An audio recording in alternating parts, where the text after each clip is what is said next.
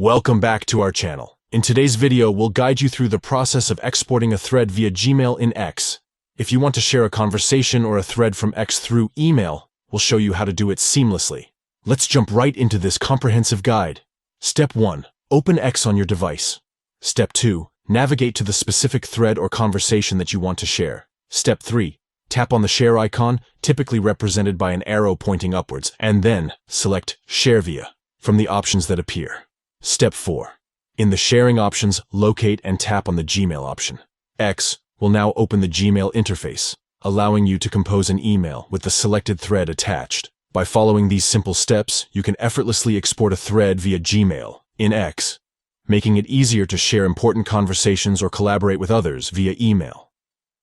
Sharing threads through Gmail provides a convenient way to communicate and share valuable information with colleagues, clients, or friends who prefer email communication. Thank you for watching our full guide on how to export a thread via Gmail in X. If you found this video helpful, please consider giving it a thumbs up and subscribing to our channel for more informative tutorials and guides.